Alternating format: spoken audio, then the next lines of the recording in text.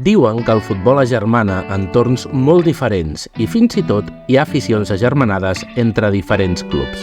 Això sí, si parlem de germans que coincideixen al terreny de joc, a l'Europa a tothom li ve al cap la germana Esporta o els germans Cano, els exemples més recents. Al llarg de la nostra història, però, hi ha hagut també altres germans amb un pes específic important en el curs del desenvolupament de l'entitat escapulada. Us oferim uns petits exemples des del grup d'història Ramon Vergés. Els germans Oliver. Segons s'explica la història, tot i no estar confirmat al 100%, Jacint Oliver és el creador del disseny de l'actual escut de l'Europa. Va jugar a l'inici de la dècada dels anys 10 del segle passat. Un cop penjades les botes, va ser un afamat pintor. Enric Oliver, el seu germà, és un dels primers jugadors que tenim registrats que va defensar la samarreta escapulada. Hi ha indicis que ens fan pensar que va ser el primer capità de l'Europa, ja que la revista Stadium de l'època surt com a delegat de l'equip, que això equivalia abans a ser capità. També va ser un parlant de l'esperanto, aquella llengua pensada per unificar tots els habitants del món.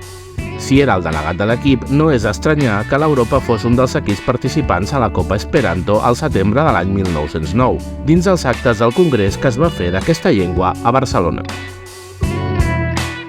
Els germans Palaó.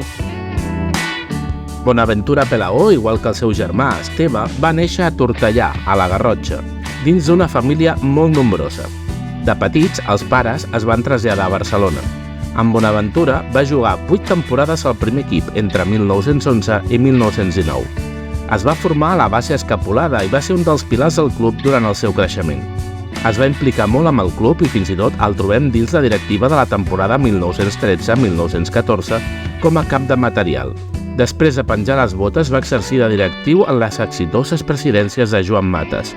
L'any 1924, quan la directiva fa fora Ralph Kirby, exerceix d'entrenador pont fins l'arribada de Karl Heinlein. Esteve Pelaó, el seu germà, va jugar 13 temporades, de la 1914-15 a la 23-24 i de la 1925-26 a la 27-28, amb un total de 135 partits oficials. Era el germà petit i va entrar a les categories inferiors del club després d'anar a veure el seu germà Bonaventura als partits.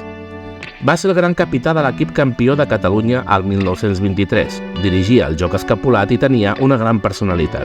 Va ser també jugador de la selecció catalana i la temporada 1939-1940 va exercir d'entrenador del primer equip escapulat. Els germans Bastit. Carles Bastit, o Bastit I, va jugar durant 3 temporades al club, entre elles la de la inauguració del campionat de Lliga de Primera Divisió. En 69 partits oficials va marcar 27 gols. Va continuar la seva carrera al Barça, l'Espanyol i el Girona. Va coincidir amb el seu germà a la temporada 1927-28. El seu fill va ser durant molts anys cap dels serveis mèdics del Futbol Club Barcelona.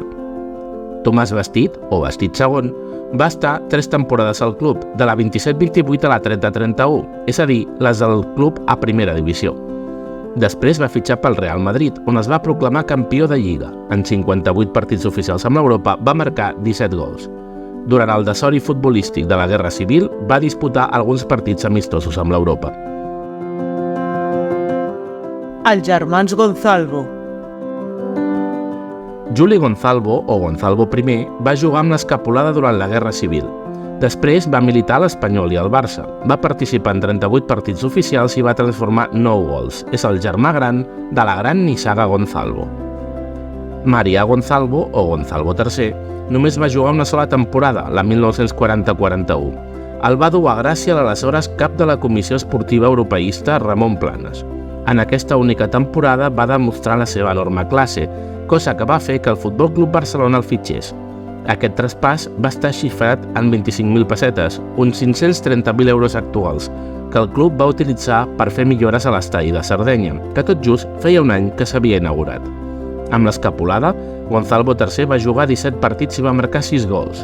Amb els blaugranes esdevindria una llegenda del club, sent el capità del famós Barça de les 5 copes.